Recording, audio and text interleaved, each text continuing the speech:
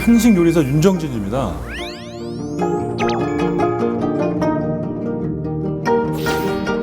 한식 참 어려운데요. 그 매력이라는 거는 시간과 정성과 사랑이 어우러진 어느 나라 음식도 표현 못하는 그런 음식이 바로 한식인 것 같습니다.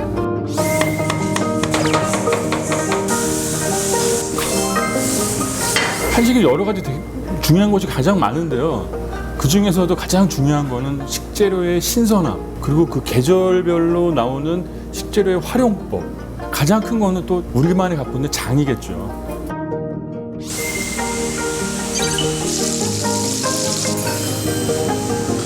앞으로 저는 뭐 꿈이 있다 그러면 좀 더 뭐 세계 한식화도 중요하지만 아이들이 쉽게 그 한식을 접할 수 있게, 그래야 또 외국에 나갔을 때 다른 아이들도 편하게 먹을 수 있지 않을까라는 생각 때문에 그걸 좀 연구하고 싶습니다.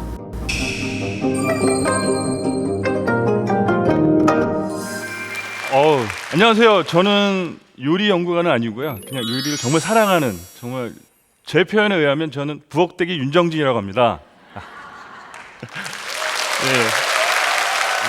근데 사실 저는 한식을 처음을 하진 않았어요. 저희 아버님이 또 요리사신데요.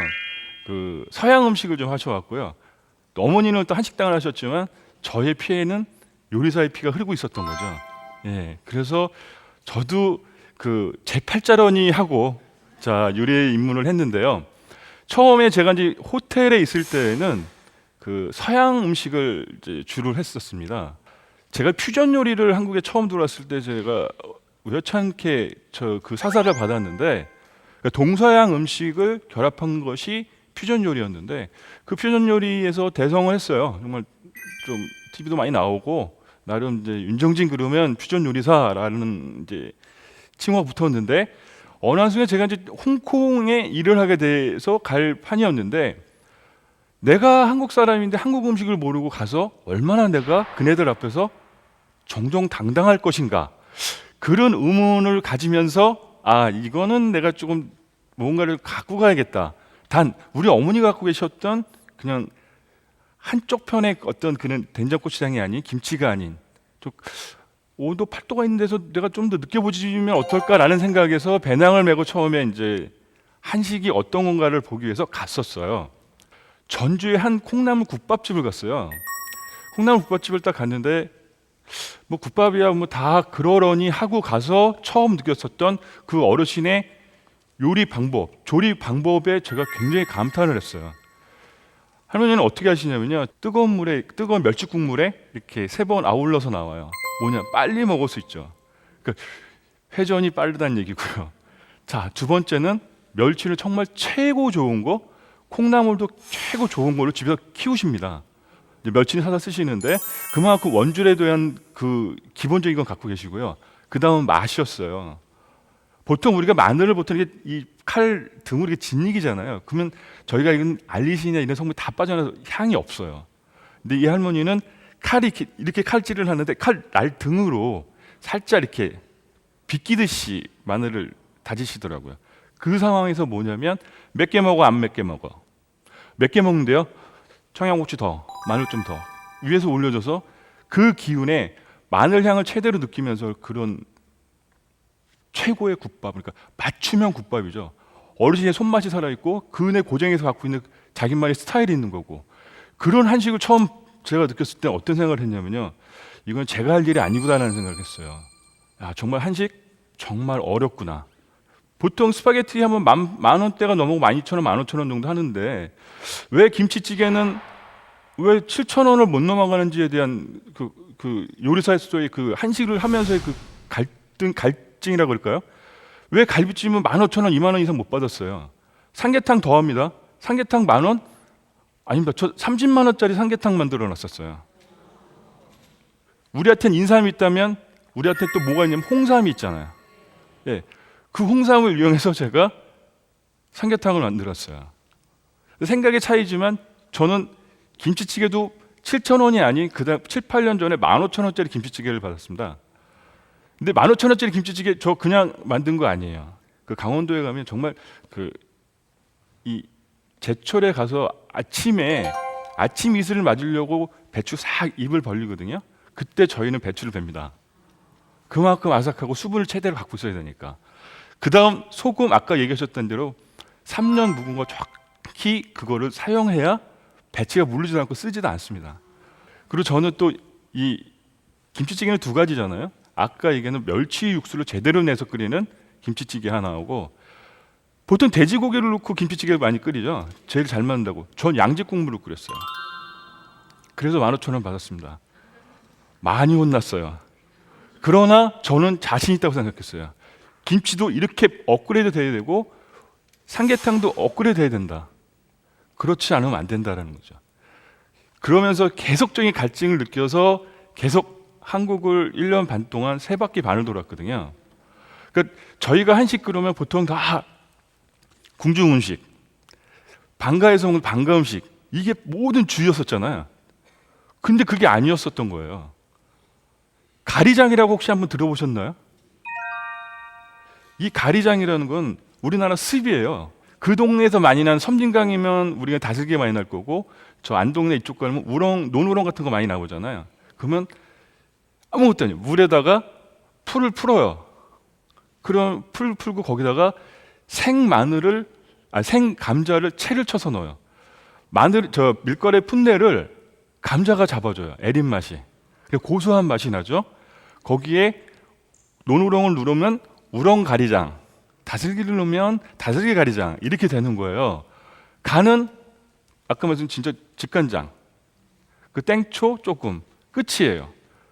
그럼 가마솥에 한 가마솥을 만들어 놓으면 어린아이고 어르신들고 지나가면서 그냥 대접을 한 대 드시면 씹을 입이 없잖아요. 그만큼 우리나라 음식 정말로 과학적이라는 얘기죠. 장아찌 역시, 된장도 역시, 간장도 역시 전체적인 걸 보면, 아, 이래서 우리가 자랑스럽구나. 왜 이런 거를 가지고 여태까지 창피하게 생각했는지. 또 하나 한국 음식에 제가 이런 말씀드리는 거는 뭐냐면, 저희 아이들도 좀 그렇게 먹이려고 노력을 많이 해요. 그나마 저는 제 아이가, 제가 요리사니까 한식이든 우리 시래기든 뭐 이런 걸 잘 해서 먹여요. 특히나 아침에는 빵 안 먹입니다. 저는 웬간해서 밥에 국, 아침밥이 보약입니다. 지금 저희 세대는 된장, 청국장 이거 웬간한 거 다 먹어봐서 알아요. 하다못해 돈베기도 좀 어떻게 보면 먹을만 하고 저는 그렇더라고요. 그러나 지금 20대, 30대 초반 몰라요. 라면을 더 좋아하고 패스트푸드, 파스타를 먹지 우리가 국수는 안 먹습니다. 그런 식으로 이제 모든 세대가 변해가고 있다는 거죠. 그네들이 어른이 됐을 때 과연 아이들한테 뭐라고 설명하면서 그거를 표현할지가 가장 큰 문제라고 생각하는 거죠. 그러나 전 지금도 늦지 않다고 생각해요. 지금부터 먹이면 되거든요. 아까 도사님이 얘기하신 것처럼 이제 집장 집에서 다 담가야 되고요. 그래서 아이들이 쉽게 접해야 그 음식을 먹을 수 있다는 얘기죠. 여기 계신 분들의 시청자 여러분들한테 또 하나 제가 꼭 당부하고 싶은 게 딱 하나 있습니다. 우리가 그 식재료, 원재료가 얼마나 중요한 것도 다 아시죠. 예. 사계사철을 다 가서 사올 수는 없어요. 그러나 요즘에는 사계를 즐길 수 있는 인터넷과 농수산물 인증제가 있어요. 믿고 살 수가 있다는 얘기죠. 저는 한 달에 한두 번은 노량진을 가거든요. 노량진을 가는 이유는 이 물때가 바뀔 때가 굉장히 많아요. 예전에는 동해 오징어인데 서해 오징어로 바뀌는 거, 요리사가 제일 먼저 알아야 되는데, 그런 거를 제가 체크하기 위해서 이렇게 가는데, 여러분들도 조금만 관심을 가져준다면 요즘 시스템이 얼마나 잘 돼 있어요. 사계절 내가 원하는 거 다 살 수 있어요. 단지 바쁘다는 핑계만 대지 않으시고, 요즘 엄마들 너무 바빠요. 아이들도 바쁘고요. 그래서 저는 철칙 딱 하나 또 정한 게 뭐가 있냐면, 일요일 날 아침 한 끼는 제가 밥을 해요. 이건 또 우리 아버님이 먼저 하셨던 건데 일요일 날 하루만큼은 아이들을 위해서 정말로, 요즘 제철인 거 많잖아요. 민어 같은 것도 얼마나 좋아요. 조그만 거 요즘에 키로 한 2만 원이면 사더라고요. 그런 거 아니면 또 거기에다가 지리 이런 거에서 한 상을 또 차려준다 그러면 아이들 정말 감동할 거예요. 한 번은 제가 그 이탈리아에서는 슬로우 푸드라는 그런 단체가 있어요. 그 단체에 전 세계에 셰프를 각 나라 한 사람씩만 이렇게 초대를 하는 그런 모임이 있어 갔는데요. 그때 제가 아차 하는 순간이 뭐였었냐면, 우리는 4대 뻘이 있잖아요. 근데 거기는 영국에서 뻘 조그만 건데 거기 소금 갖고 나갔더라고요. 근데 저희는 김치 갖고 왔어요. 제가 가감하게 3년 묵은 거. 토리노 그 주 경기장이었는데요. 난리가 났잖아요. 썩는 애 난다고.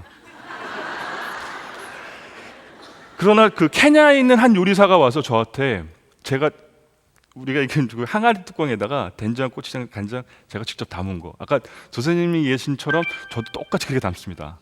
그거는 법칙입니다. 그는 선친들이 주신, 우리한테 꼭 그렇게 해 먹으라는, 그거는 룰입니다, 룰. 예. 근데 그 친구 와서 자기는 일본의 김치는 먹어봤다 이거야. 근데 우리나라 이 묵은 김치는 못 먹어봤다는 거게. 스토리를 다 영어로 다 써서 앞에다 배부를 해줬는데 먹고 싶다는 거야 이게. 근데 한 처자가 이탈리안 여자아이인데 코를 막고 막 오는 거예요. 이게 무슨 냄새냐고, 이거 막 미치겠다는 냄새지. 그래서 이게 한국 사우스코리아에서 만드는 김치고, 이게 미소가 아닌 된장. 이거는 고추장이나 들어봤니? 고추장 처음 들어본 거예요. 그리고 우리에게 증류식 소주, 간장, 우리 콩으로 만든 거, 기립박수 받았어요. 그래서 그만큼 자신 있는 거예요. 이렇게 자신 있는 거를 왜 내 새끼들을 안 먹일래 이거죠. 내 새끼들부터 먹여야 되거든요. 저는 진짜 이런 마음으로 나왔습니다. 여기까지입니다. 감사합니다.